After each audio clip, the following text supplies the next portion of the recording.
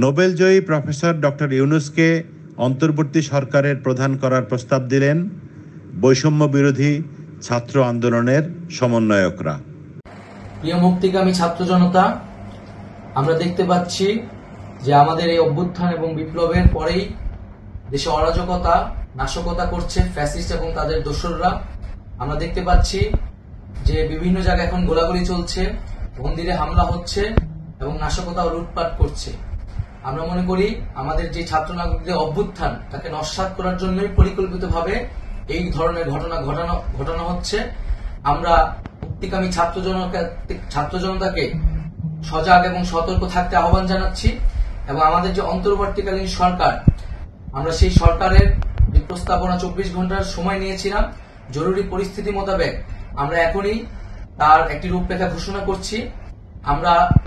আমরা সিদ্ধান্ত নিয়েছি যে সর্বজন গ্রহণযোগ্য আন্তর্জাতিক খ্যাতিসম্পন্ন নোবেল পুরস্কার বিজয়ী ডক্টর মোহাম্মদ ইউনূসকে প্রধান উপদেষ্টা করে অন্তর্বর্তীকালীন সরকার গঠন করা হবে এবং ডক্টর মোহাম্মদ ইউনূসের সাথেও আমাদের কথা হয়েছে। তিনি ছাত্র জনতার আহ্বানে বাংলাদেশকে রক্ষা করতে এই গুরু দায়িত্ব নিতে সম্মত হয়েছে।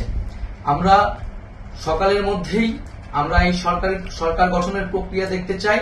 রাষ্ট্রপতির কাছে আহ্বান থাকবে যে দ্রুত সময়ের মধ্যে ডক্টর মোহাম্মদ ইউনূসকে প্রধান উপদেষ্টা করে অন্তর্বর্তীকালীন সরকার গঠন করা হোক এবং এই অন্তর্বর্তীকালীন সরকারের বাকি সদস্যদের নামও আমরা সকালের মধ্যে ঘোষণা করব।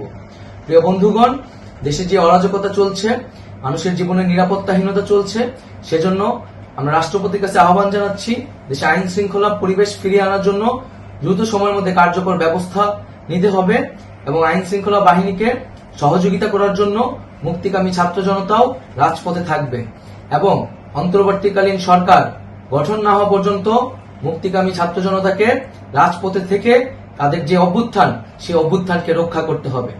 প্রিয় বন্ধুগণ, আমরা রক্ত দিয়েছি, শহীদ হয়েছি। আমাদের যে প্রতিশ্রুতি একটি নতুন বাংলাদেশ গঠন করার জন্য, সেটিকে আমাদের অবশ্যই বাস্তবায়ন করতে হবে এবং অবশ্যই ছাত্র জনতার প্রস্তাবিত সরকার বাদে কোন ধরনের সরকার কিন্তু মেনে নেওয়া হবে না।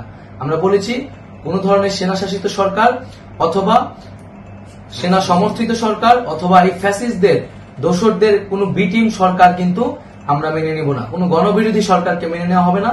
ছাত্র জনতার অভ্যুত্থানকারী যে প্রস্তাবিত সরকার, অন্তর্বর্তীকালীন সরকার, যেটা আমরা সিদ্ধান্ত উপনীত হয়েছি ডক্টর মোহাম্মদ ইউনূসকে প্রধান উপদেষ্টা করে এই সরকার গঠন করা হবে, সেই সরকারকেই বাস্তবায়ন করতে হবে অবিলম্বে।